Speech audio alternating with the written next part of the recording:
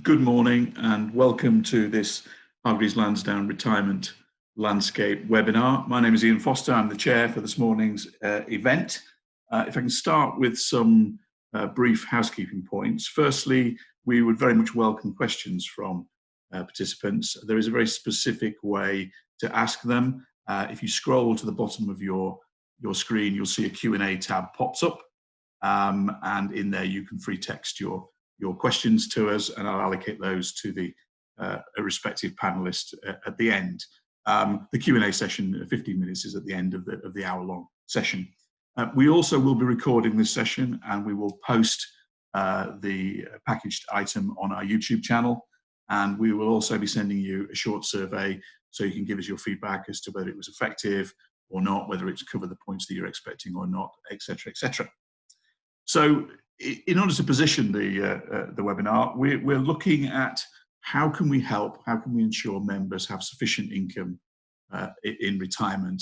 And today we're going to, helped by our panelists, who I'll introduce in a moment, we'll cover matters of policy, current policy, potential future policy, member behaviour, both in the pre and post is probably the wrong description because I don't think we're out of the woods yet, but in terms of how have things been moderated with COVID, engagement, and we're trying wherever possible to bring HL's experience as one of the major retirement service providers to bear, so we can provide essentially case study quality information. So I will collectively introduce our panel, if I may. First speaking will be Richard Butcher, who is MD of PTL Trustees. Morning, Richard. He's also recently appointed to the chair of the Hargreaves Lansdown IGC. He is chair of the Standard Life Master Trust and chair of PLSA. So I'm just curious what you do for the rest of the week. That's Monday covered, Richard. Then we'll be followed by Nathan Long. Nathan is head of retirement policy at HL. Hi, Nathan. Nathan is very much engaged with responding to consultation documents, working out what our policies would be, articulating our house view, etc., lots of media work, etc. Paul Black is head of DC Investment, HL Workplace. Many of you trustees may know Paul. He is a trustee currently, independent trustee, and he's also was historically the head of investment at LCP, DC Investment at LCP. Sarah Coles will then come on to speak, and Sarah, I think, would say this is all about people. It's all about what people do, what they think, what they behave, the member view, and you may very well have seen Sarah on various current affairs programs, most recently, I think, BBC Breakfast, Sarah. So Sarah will give us an insight into the member view. And then Katie Hooper, head of our retirement service, delivering our solution to our existing clients, of which I know there are a number on the call. We'll wrap things up at the end. So if I can ask you to come off mute, Richard, given that you're first on. And if I can just start you off, pose a question to you. In the context of member retirement plans, what's keeping you awake at night? What are you most concerned about? I'm glad you caveated it, because there's not an awful lot that keeps me awake at night, to be honest. I sleep very well, thank you. But in the context of pensions, it is this issue of adequacy. I think we've got an adequacy challenge approaching us, which is really quite grave. I'd agree with Sarah, though. This is all about the people. And the reason adequacy is important is, well, for two reasons. One, because I don't want anybody to retire with an inadequate income in retirement, and yet we've got a bunch of people who are approaching retirement who will have an inadequate retirement income. They're not the older generation, because they tend to have some defined benefit in their portfolio, or they've got, they're consciously engaged with DC and accumulated a decent fund. They're not the younger generation, because actually they've got a long time of being auto-enrolled and participation, and hopefully some contribution increases when the economy turns at some point. It's that sort of middle generation, people who are in their 40s and 50s, who I think are going to hit retirement with an inadequate income in retirement. And that distresses me for their sake, so it's all about the people, Sarah. But it also concerns me, because that cohort of people can do a significant reputational damage to the brand of pension saving. If their kids, their nieces, their nephews see them getting to retirement with an adequate income, the risk is that those other people then decide they'll disengage and not attempt to save for retirement. So the adequacy challenge doesn't keep me awake at night, but it is adequacy that most concerns me about retirement provision. Now, how can we fix that? There are lots of different solutions, and you asked how can we help people to have an adequate income in retirement. One of the things that I've been doing with my PLSA hat on is some work with the PLSA to help try and find a solution to this. Now, if you bear with me, despite the fact that I've worked in the pensions industry for 35 years, unbelievably for 35 years, I do occasionally get asked to go to parties. And when I go to parties, invariably at some point in the evening, somebody says to you, "What do you do for a living?" And when I was young, frankly, I used to lie, because the moment I told them I worked in the pensions industry, they were already full glass, suddenly needed topping up again, and I'd never see them for the rest of the evening. Then there was a period of time in the middle of my career when, again, I'd lie about what I did, but when eventually they found out, they'd say to me, "Well, don't try and sell me one." As if anybody at a party is going to sell, "I'm a heart surgeon, would you like some heart surgery?" But now I've gotten to an age where when I tell people what I do for a living, they crowd around me because they've got questions for me. But I think that's a function of my age. The solution that we came up with at the PLSA was for that middle cohort of people: don't sell me a pension. Because invariably the thing that they said after "don't sell me a pension" was, "I've got one, how much should I contribute to it?" And of course, the answer to that, well, there's never really been a good answer to that question. There have been some rules of thumb, but they're pretty poor quality rules of thumb. So the solution that we came up with was to bounce a question back at them. How much do you want to retire on? What standard of living do you aspire to when you get to retirement? Now, despite the fact that that sounds like a relatively straightforward question, it's actually quite a complicated question. So there's a whole bunch of other questions we can ask behind that to help them along. So when you get to retirement, Ian, do you want to rely on public transport? Do you want a 5-year-old second-hand car? Or do you want to buy a brand new car every 3 years? When you get to retirement, Ian, do you want to have foreign holidays 3-4 times a year? Do you want to go have a foreign holiday once a year? Do you want a holiday in the UK? When you get to retirement, Ian, do you want to eat out at nice restaurants? Do you want to have a takeaway every now and then? Or do you just want to nip down to McDonald's? And by giving you answers to those questions, the people who are answering describe an aspiration for the lifestyle that they live, that they aspire to. So the person who wants a brand new car, who wants lots of foreign holidays, and who wants to eat out at nice restaurants is describing a comfortable standard of living. The person who wants to drive a second-hand car, have the occasional foreign holiday and have takeaways is describing a modest retirement income. And the person who wants to stay at home for their holidays, nip down to McDonald's from time to time and rely on public transport is describing a minimum standard of living. And at the PLSA, the work that we did with the boffins from Loughborough University was to calculate that the cost of those standards of living respectively were 33,000 if you want a comfortable standard of living, 20,000 if you want a modest standard of living, 10,000 if you want that minimum standard of living. That's for a single person. It's roughly 1.5 times that if you're a couple. So if you can get people to answer those questions, you can then describe those standards of living. You can then quantify the retirement income that they need.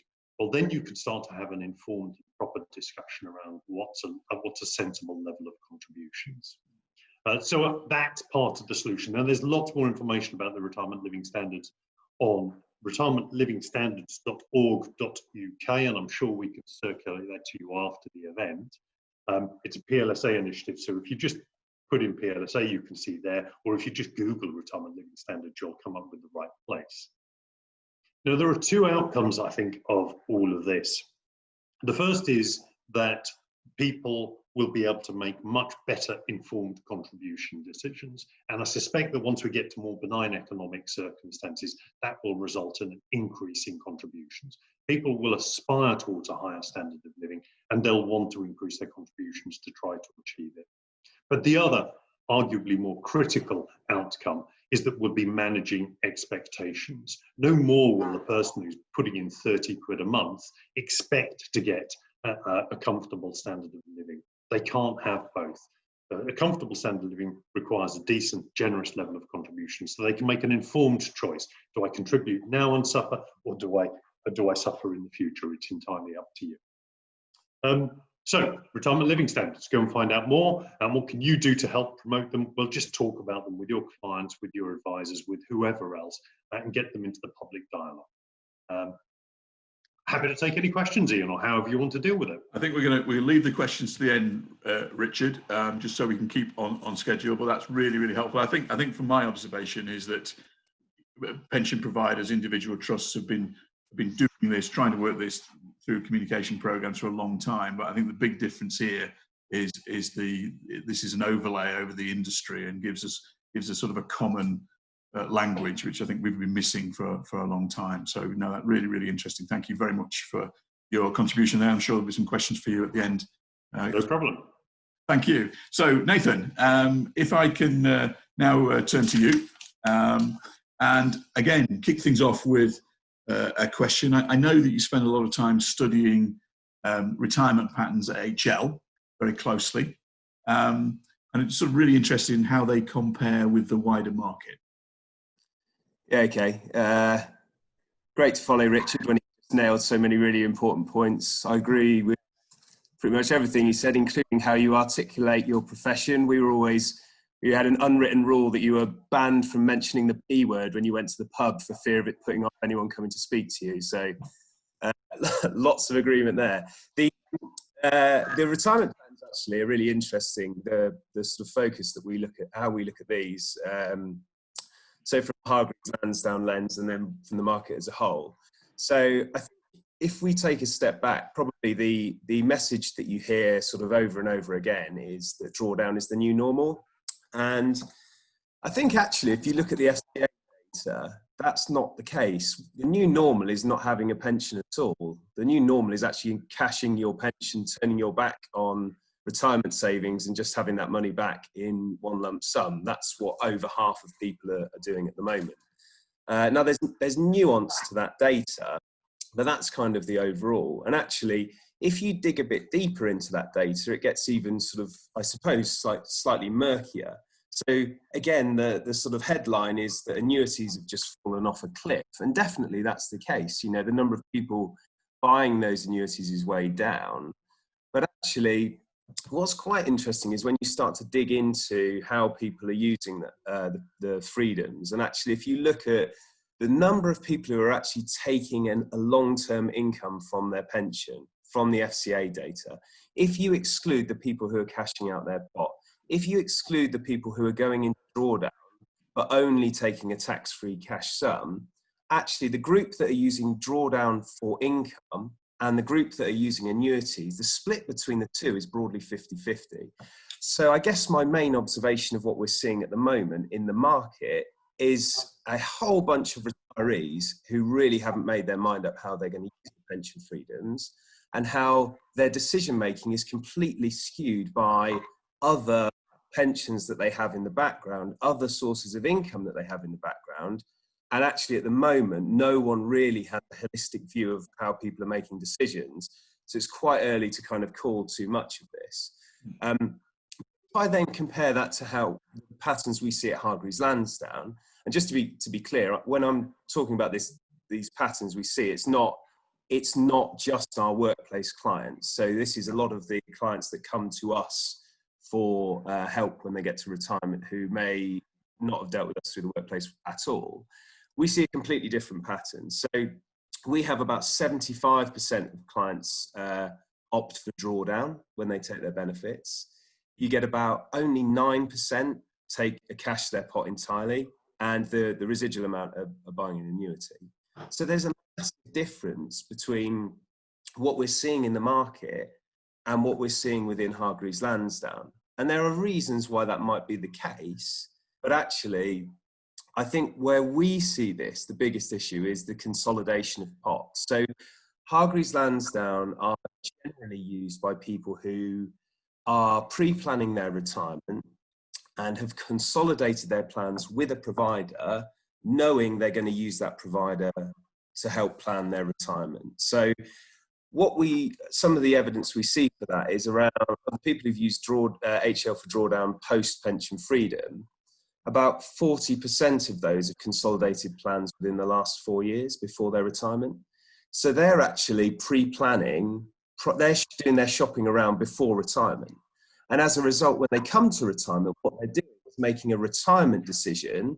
They're sort of making a retirement decision with their accumulated pensions rather than making, I kind of term a life admin decision by just in cashing a pot because, oh, I've got this sort of couple of grand here from an old employer, I'll just withdraw that because that's a convenient amount.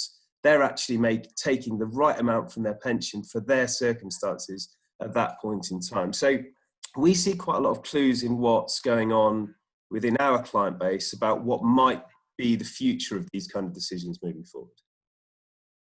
Excellent. It's really interesting. I think that point about consolidation, all of a sudden, I know you've done some research on at what level people start to engage, and it's all connected, isn't it? That people start paying attention once the amounts involved are noticeable, and then planning from that point. So, how do you think behaviours might change moving forwards? And for example, is cashing in? You mentioned about lots of people cashing in their pensions. Is that likely to become more or less of a thing as we go forwards, in your opinion? So hopefully it doesn't become more of a thing.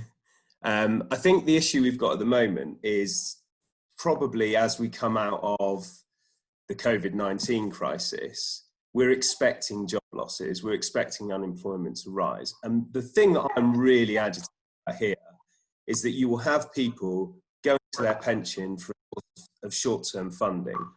Now, the path of least resistance there is to cash your pension, is to use the UF plus payment. And that, to me, looks like an absolute disaster. Because what you do is you have people out of work cashing small pots, which they perhaps don't see there being much of an issue in doing so.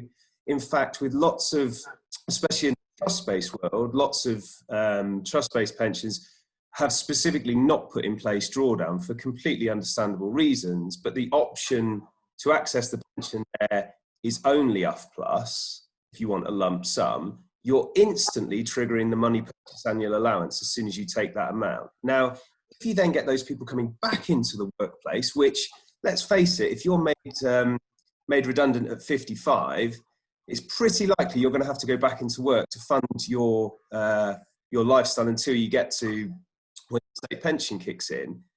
By virtue of being a member of the workplace pension thereafter, you could be triggering that. You could be overpaying money purchase annual allowance and then paying tax charges on the back of it. So to me, I just think that the behaviour that we'd expect is that you'll see a spike in UF plus payments probably between now and maybe middle of next year. And I just think that's really a really dangerous situation.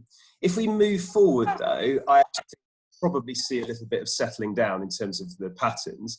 I don't necessarily think you'll see that even in the next sort of 4 or 5 years. Some of the things that Richard mentioned are really important there about levels of funding. Everything at the moment is skewed by DB in the background. And I think that's in some ways, that's quite a lazy thing to say. Not everyone has DB, I get that. But if you're trying to look at patterns, it's just really noisy and it's quite hard to sort of pick that out. But it depends on why you think annuities have fallen off. I don't think it's a pension freedom thing. I think it's a gilt yield thing and annuity rates being low and death benefits on drawdown being hugely attractive, waving this carrot of if I die, I can pass all that money on to my family. So actually there's some kind of structural issues, I think, in the system, which actually, if they were tweaked, might sort of start to shift that behaviour away. If you see annuity rates rise, we've done lots of work on this. There's appetite to buy annuities; they just won't be bought at any price. So I think as people age, as people get perhaps their health deteriorates, potentially as they lose capacity to kind of and confidence to manage their money moving forward, you'll see people move towards annuities. What I actually think, and what we're quite keen on at Hargreaves Lansdown, one of our sort of views that we try and instill on our clients and in the information that we provide them, is this idea of annuitizing in tranches. So I actually think if you buy an annuity as soon as you finish work with all of your accrued pensions, that's a pretty high risk strategy, because your circumstances could easily change very quickly afterwards. So actually, going into drawdown shouldn't be seen as necessarily as a high risk strategy. It's just that you need a position to go from being in your drawdown pot to having guaranteed income over a period of time. And for me, that looks like smaller tranches of annuity being bought as you age. I would say that the market's not necessarily geared up for that strategy right now, and that's something that we're looking to address. But in terms of how things moving forward, often you get these, the criticism, I guess, of the industry is that there's a lack of innovation. When people say lack of innovation, what they really mean is that there's no shiny off-the-shelf product which solves everyone's retirement issues. But retirement's really personal. So actually, the innovation that's needed is helping people a great product of an annuity with a great product of drawdown, and just make sure that that fits for them. So in answer to your question, I've got absolutely no idea how it's going to pan out. There's definitely things that are structurally keeping behaviour as they are, which if they were tweaked would start to see a shift of that behaviour. Absolutely. But potentially, changes to the MPAA rules, could really help, the short-term increase in redundancies that I think we're all expecting over the next year or so. Yeah. I think the other one that's really interesting is the death benefit. So one of the things we're interested in is you've got this peg. Well, it should sort of in time be legislated.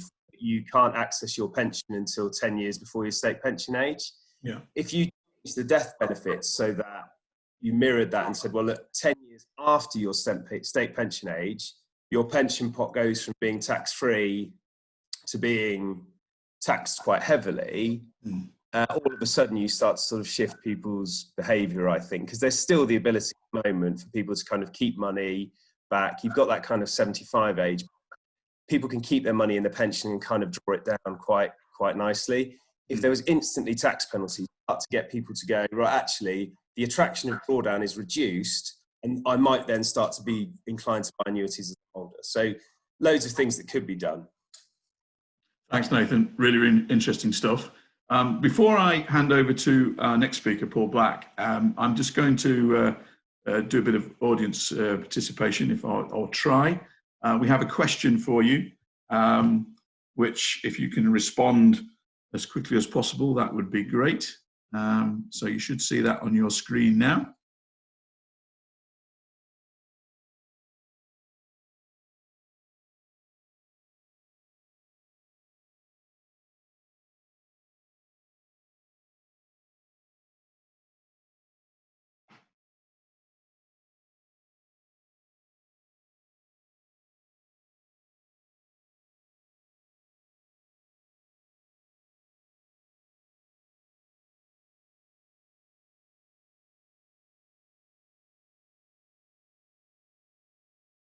Nearly there, nearly everybody's voted. Give it another 3 or 4 seconds. No, simple more creeping up.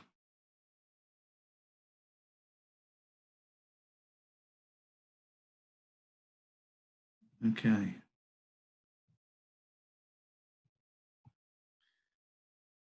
So, yeah.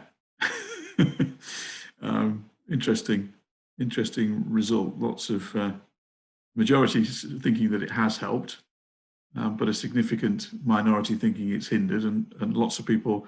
I think we talked about this question in depth before. I think we all agreed it's a very complex question that we've potentially overly simplified, but interesting to hear your views. Thank you for that. Okay, so I'll now return to our next speaker, if I may, who is Paul Black. And Paul, if I can again start you off with a question. We're talking here about investment retirement pathways, the impending rules surrounding that. How have you approached the design, and what have been the key challenges that you've encountered along the way? Okay, thanks, Ian. We've proposed a design thinking about pathways, thinking about it in exactly the same way we do with any product. So that's looking at what the characteristics are of the clients who are using it, which is actually then quite difficult for pathways because clearly it's a new product, it's a new concept. So What we do have, though, is, as Nathan was saying, a lot of information on our clients who are in drawdown. So we know which of those are non-advised, and we can form a view about which of those would likely end up in pathways when they do come in the future. So having taken that information, we then need to think about what sort of characteristics of people who are in drawdown might end up in pathways. And we might want to say, actually, because they're those who are then not making an investment decision, we're making the decision for them, they're maybe likely to be unengaged. And I'll pick up on sort of Richard and Nathan's theme about trying to avoid telling people you work in pensions, because I got the real life example of this about 6 months ago from my hairdresser. So clearly I haven't been to my hairdresser lately, because a while ago. But I was trying to avoid saying, she asked me, what do I do? Trying to avoid saying pensions. But eventually I said pension. So she said, oh, I've just accessed my pension. So I've just got a new kitchen in. So I said, oh, have you taken it all out? She said, no, I just took out the tax-free cash amount. I said, okay, so what have you done with the rest? Well, I didn't know what to do with it. I had to decide where to invest it. And I put it half in shares and half in, what are those other things called? And I thought, okay, you're the person who needs the pathway. So relatively unengaged people who need some help in deciding what's right. So clearly that's the sort of people, maybe less financially astute, but need help. For some people, it will be a material part of their wealth. So once we formed a view about what sort of people might end up in pathways, we started thinking about what sort of risk return requirements they're likely to need.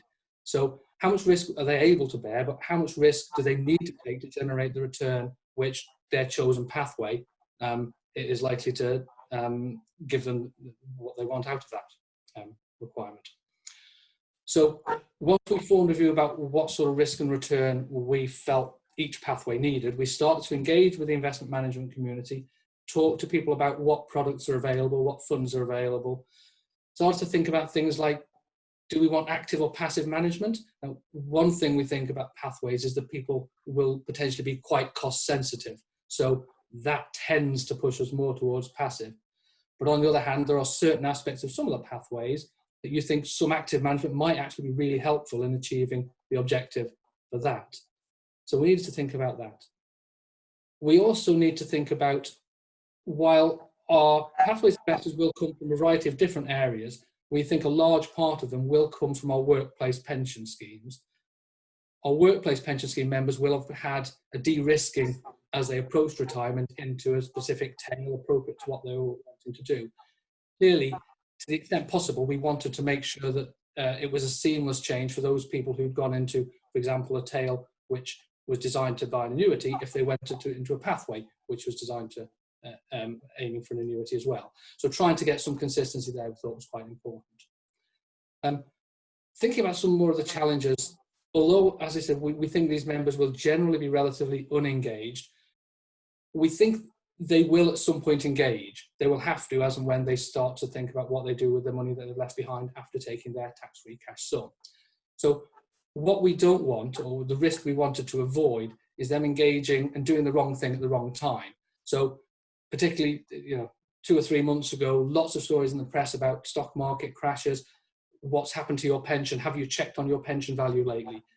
We don't want them to look at that and think, wow, look what's happened to my pension value. I can't handle this risk anymore. So clearly, we wanted to manage that risk over those sort of timescales. Other challenges came from things like the FCA's requirement that it's a 5-year timeline. So each of the pathways is worded in terms of what a member is expected to do over the next 5 years. So particularly for something like cash, that might be you want to take it in the next few months. It might be you want to take it in 4 or 5 years' time. You might want a slightly different investment policy for that sort of time frame, but we can't do that because we have to present just a single investment option to them. And finally, I think the biggest challenge is pathway 3. This is the one which is, I want to set up a long-term income sometime in the next 5 years. What does that mean? Really difficult. Is it a long-term income which is going to be your main source of income in retirement? Is it something that you've retired at 55 and you want something to keep you going for 10 years or 11 years until you get to state pension age? Is it something which will be to pay for the nice to haves because you've got a defined benefit pension paying for the essentials in life? So again, we've got to define an investment policy and communicate it in a way that people choose that pathway if they think that's appropriate for what they're looking for. Thank you. So, unsurprisingly, more complex than perhaps when we started out, as often happens with pensions, if those remember 2006 and pension simplification again. So, in terms of the pathway options as presented, which of the ones do you expect to get the heaviest usage, and which do you expect to get perhaps the lightest usage? Yeah, I'll refer back to something Nathan was saying earlier. I mean, what we have found is that a lot of people, when they take their tax-free cash, actually don't start to take income for a while because they don't need it or whatever. So what that means is that pathway 1, which is I'm not going to take any income, or I don't plan to take any income for the next 5 years, we think might actually be the most popular. People just want their tax-free cash. They're not deciding they want to move into drawdown. They're just saying, I want tax-free cash. Oh, by the way, that means you've moved into drawdown. You need to make a decision now about this. But in a lot of cases, we think that they won't need that cash immediately. So we think pathway 1 will be very popular. We also think pathways 3 and 4 will have some use. 3 is to set up the long-term income, and 4 is that I'm going to cash the rest out in a relatively short period of time. The one we're not so sure about is pathway 2, where I'm going to set up an annuity within the next 5 years. Mainly because there is an argument that if someone knows they're going to set up an annuity at the point they take their tax-free cash in a relatively short time, then they might well set it up there and then and not actually enter drawdown in the first place.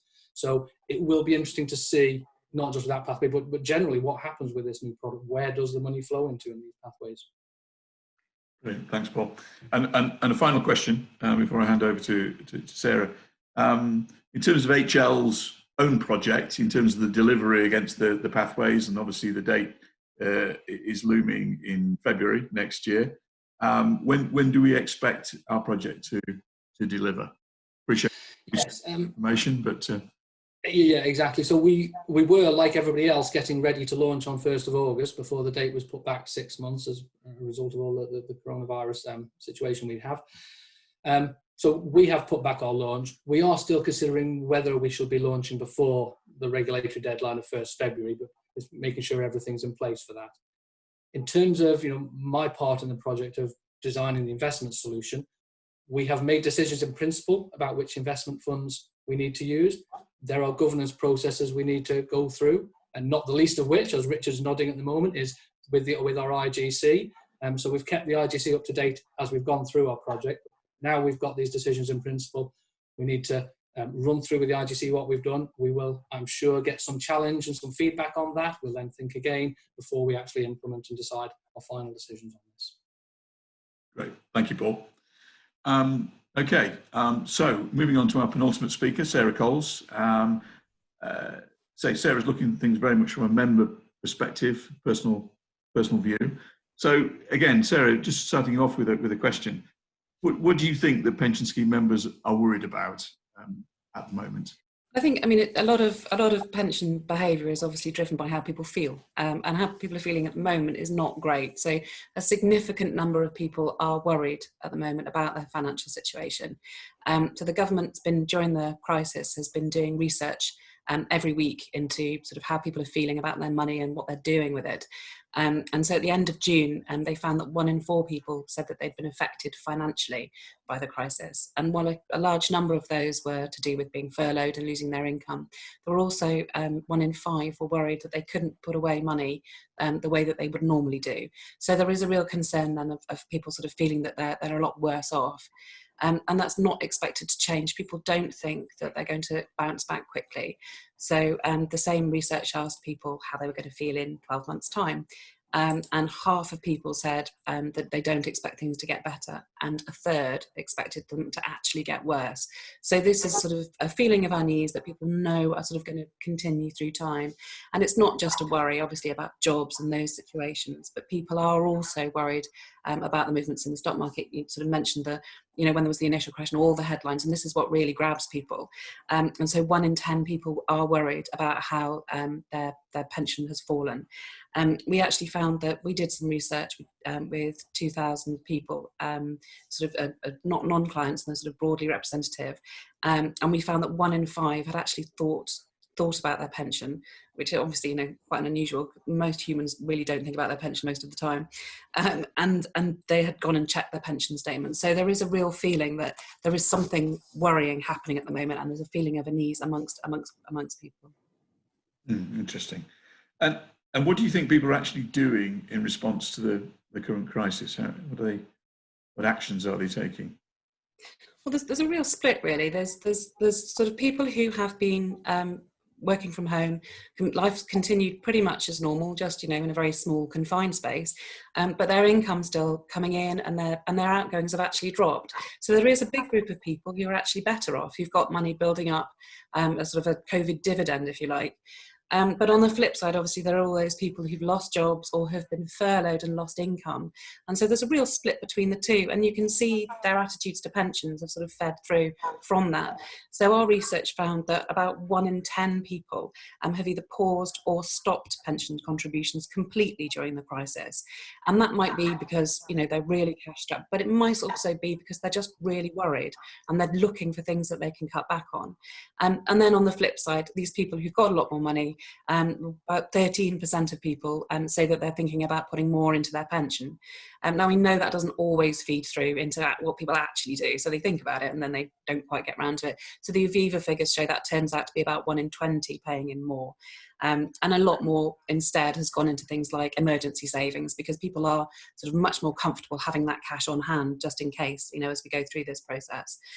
One of the other things people have sort of thought about is whether or not they're going to be able to retire when they want to.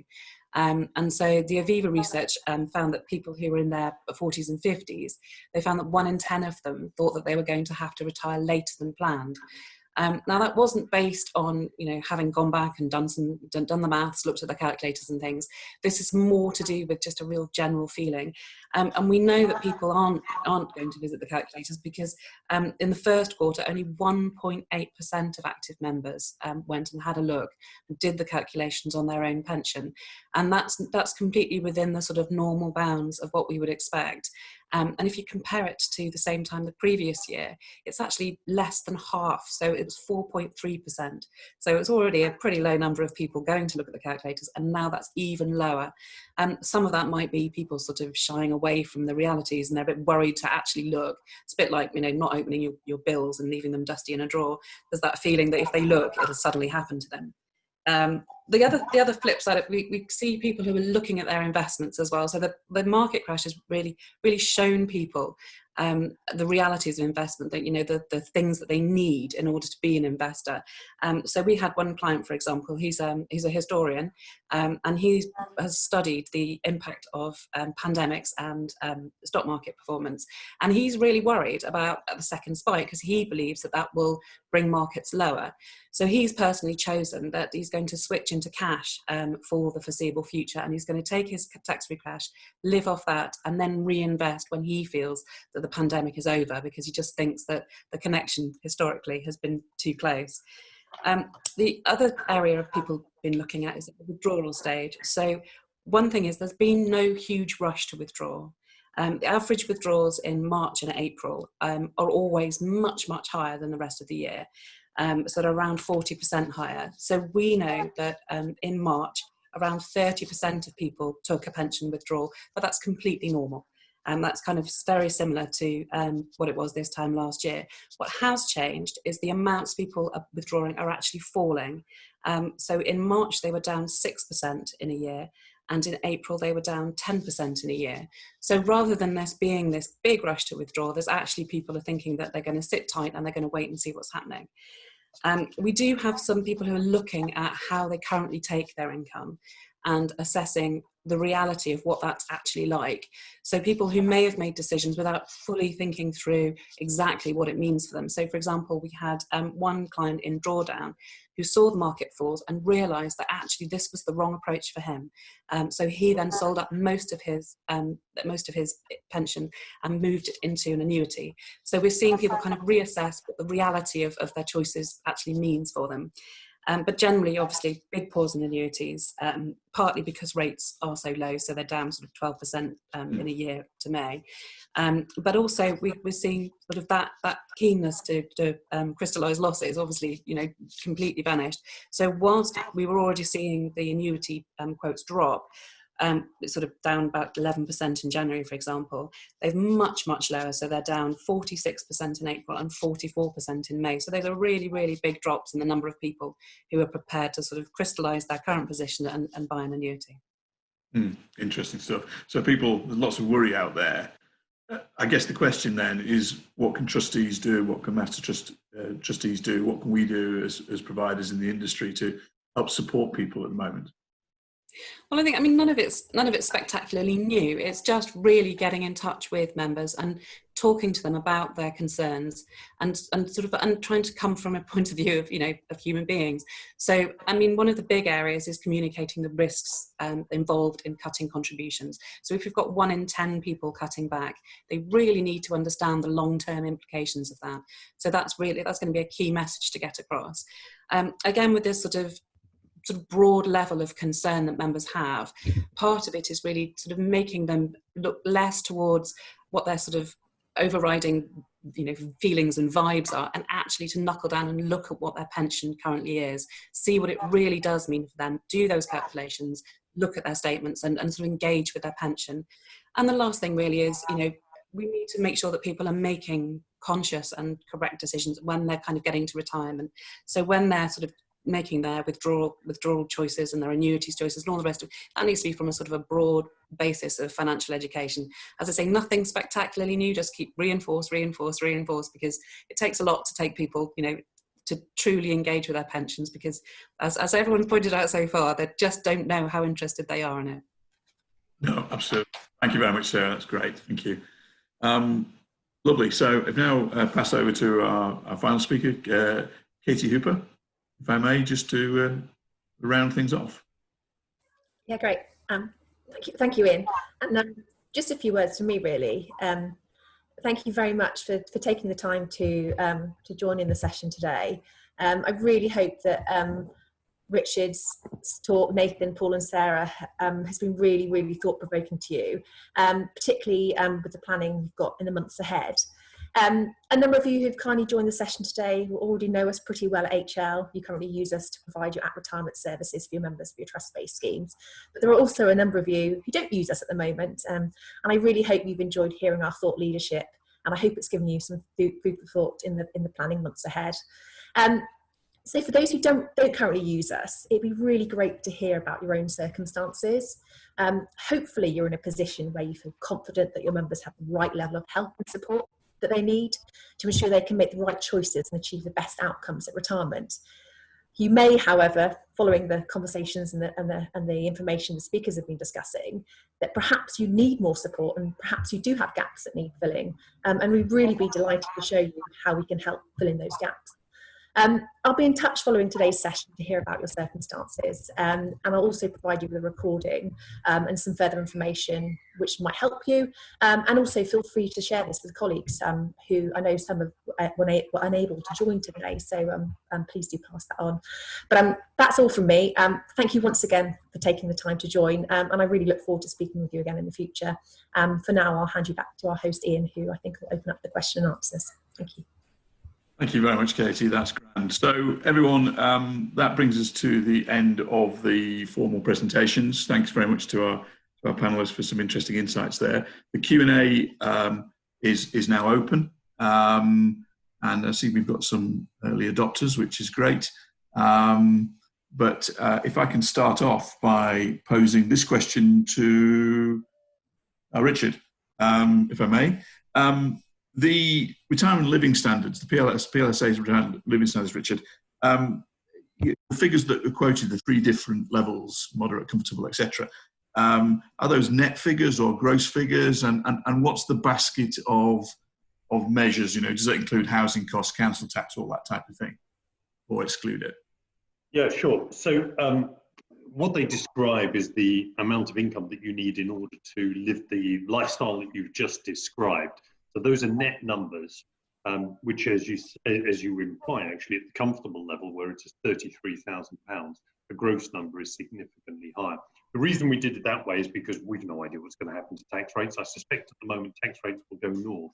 But what we wanted to do was describe the amount of income that you need coming in order to live that particular lifestyle. They are pretty all-encompassing. We used the boffins at Loughborough University, as I say, who helped us to put them together. They're experts on the cost of living, so they surveyed whole bunches of people in order to find out what they thought would fit into each of these baskets of commodities. And we are going to review them from time to time to make sure that they remain current. But they include all sorts of things like, cost of cars, cost of holidays, how much you want to give to charity, how much you want to spend on birthday presents. There's about 30 or 40 different data items. You can find it all on the website. The critical component that is missing, though, and you hinted at this again in the question, is housing costs. At the moment, the vast majority of people who retire having paid off a mortgage, so they don't have housing costs. They have maintenance costs, but they don't have housing costs. So the retirement living standards include no housing cost at all. Now, of course, the future is likely to be very different. I know that the incidence of home ownership at the age of 30 currently is roughly half what it was when I was 30. So there will be more people who will be buying later in life and will have mortgages into retirement, or people who will be renting all the way through their life. So that will require some adjustment in the future, but at the moment, we try to do it in the best informed way. Most people are retiring without housing costs, and they exclude housing costs. So net numbers excludes housing costs, but a typical basket of commodities. Thanks, Richard. That's really helpful. Thank you very much. As I say, just again, for those that want to know more, we'll send the link to the PLSA website so you can have a look at that in much more detail, because I certainly agree it's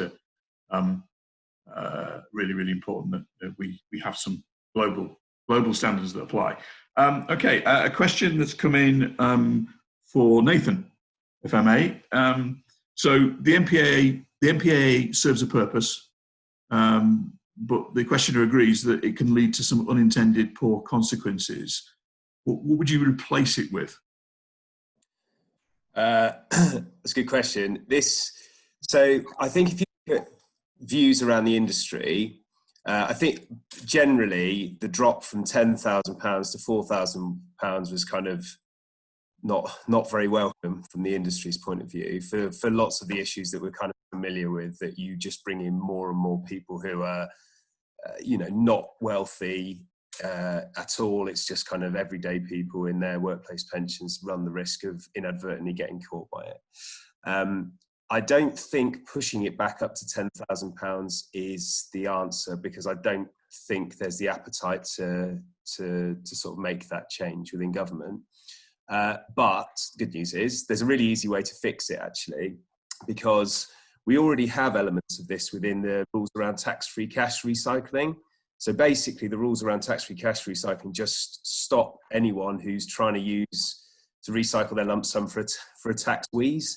And actually that you can adopt all of the elements of that legislation into the money purchase annual allowance, and just say, right, anyone who pays less than, it basically would mean anyone who pays less than £4,000, you're not even going to be looked at. So you can breathe easy. Anyone that pays over that, you need to have actually had the intention to recycle that money, and having actually increased the amount of your contributions meaningfully, in exactly the same way that you would do within as the tax-free cash recycling rules work. So that would be our proposal. You've already got a blueprint for it. You should be able to bring it in fairly quickly, and it does exactly what you're looking to do, which is stops anyone trying to fiddle the system, but doesn't catch people who are just genuinely trying to save for retirement. Can I add something to that, Ian? Yeah, of course you can. Look, far away. I think there's an alternative solution, which is get rid of the annual allowance, all annual allowances. But I don't see the point in having an annual allowance and a lifetime allowance. Lifetime allowance limits the amount of tax relief that you can get. An annual allowance just alters the pace at which you get it.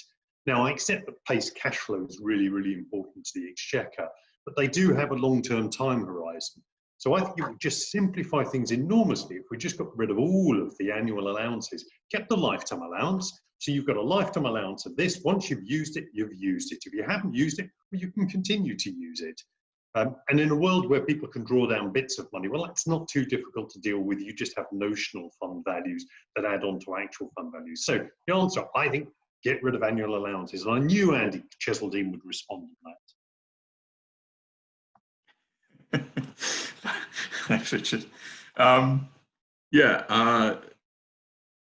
If I can ask a question now of Sarah, if I may. Thanks for that, both Nathan and Richard. I was personally really shocked about the usage of tools, not just in the COVID, i.e. 1.8%, and people actually looking at forecasts, but also, you know, the 4.3% of figure that people are using. You know, why do you think that is, Sarah? I think it's a lot to do with human nature and people's approach to pensions. So if you talk to somebody about, you know, what they're doing about their pension, they're putting money in, and that, as far as they're concerned, is the job done. If they go to a calculator, often they look at it as a sort of a once and done. So they look at it, they decide what their current contribution is going to be, and then they think that's sorted as well. So there's a real battle there to be done, where you're sort of nudging people into using tools. You can't assume that people will do the right thing and will go to these tools and will know that it's something that they need to do on a regular basis. They will literally think, well, I've done it once, I'm not going to think about it anymore. It is difficult for people whose lives are all about pensions to remember that most people go, you know, decades without ever thinking about their pension.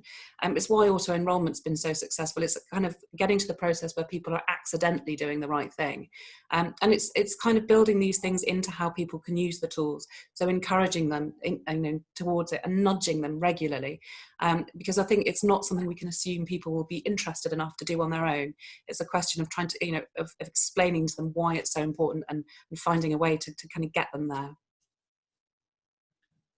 That's great. Thank you, Sarah. It's lovely. So a question from Tim. How can we create focus on getting employers to increase their contributions to DC plans to support adequacy? Perhaps that question for Richard? Retirement living standards. No, seriously, I mean, you know, I had a conversation with an employer many years ago, actually. Many years ago, and they had a money purchase scheme. They were paying an 8% contribution. They weren't requiring their employees to pay anything at all. They decided that this was a valuable employee benefit. They thought it was good quality employee benefit. But all they've done is benchmarked it against the peer group of companies that they competed with. We did some number crunching, and we found out that, well, the average member wanted to retire on about 2/3, so not terribly surprising. But also what was quite interesting is we found that the average member was managing their own expectation. They expected to get something in the middle 50%. But when we did the number crunching, we found that the average member was going to get about 45%. And the outcome of this, if we hadn't have done something about it, would have been a whole bunch of people getting to retirement and being disappointed by the outcome. Now, actually, put it into context. I'll give you 45% of your salary for the rest of your life, and I'll give it to you absolutely free. I would bite a hand off for that. But because they wanted 67%, because they were prepared to get 55%, to get 45% was a disappointment. So the retirement living standards address that as well. It's all about helping employers and employees build reasonable expectations about the outcome of a pension. So get your employers to promote the retirement living standards. Ian, can I just jump in on that one? Please do, yeah. So I think this is quite interesting because it starts to feed into what the future of auto-enrolment is, because if you look at where the industry is, they sort of stack up behind a 12% contribution level. That's kind of the consensus. But you've got issues with delivering that, because ultimately there's an increased employer cost. There's also likely to be an increased employee cost within that as well. So people are going to have to pay more, and there's questions of cost around that. So actually, I think an interesting way to look at this is not that you mandate higher contributions as a starting point, but that you potentially look at mandating employers to offer matching contributions on top. And that means employers are only actually paying out for the benefits of the extra costs of individuals who are valuing that cost and want that. Now, I appreciate that involves engagement, but actually that's no bad thing. And actually there's a message that you could deliver to everyone that there's more on the table from your employer. Go back and ask them, get them, squeeze the most out of your employer. But it means that the employer is only paying for the amount that people actually value. And the work that we've done on this, where you've got so our overall position is if an employer doesn't have a matching contribution, we reckon around 4 in 10 employees would voluntarily increase their contributions. That's the stats from our workplace pension. That increases to around sort of 6 to 7 in 10 where there's a matching contribution offered for the employer.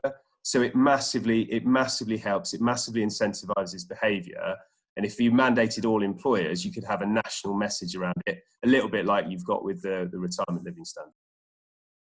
Thanks, Nathan.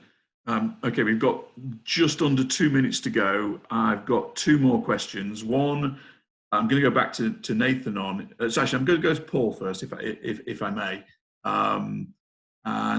Basically, Paul, what the questioner would like to know is, has the possibility of a charge cap affected your choice for Pathways funds? Yeah, remember to come off mute. Effectively, yes. Although there isn't a charge cap, we think if the industry as a whole comes up with Pathways funds which are materially above the 0.75% that we see as a charge cap in workplace, that'll be like a red rag to a bull to the regulator, and something will happen. So, without giving away what charges we're looking at for our specific funds, you will be surprised if we ended up with something materially above that 0.75%. Thanks, Paul. That's great. And Nathan, if I can end with you, and we literally do have 45 seconds. The question is, what tools are HL using or considering that focuses on sustainable withdrawal rates? I know you've done a lot of thinking in this space about real income. Yeah, so broadly, our position at the moment is all around taking the natural income, but encouraging people to sort of take excess as and when they can. So it's more about giving them a sort of benchmark level, understanding that if they start drawing lump sums out of their pension, it reduces that benchmark level. That's sort of where we are at the moment. There's obviously lots to think about here, but a lot of this is feeding into Paul's work. I think the most interesting thing that we're looking at the moment is in our journey, decoupling, taking tax-free cash from income within the journey, because actually clients think, and that's, you need to talk to clients about the things that are relevant to them when it's relevant to them. And that's, I guess, kind of our major development at the moment. Brilliant. Thank you very much.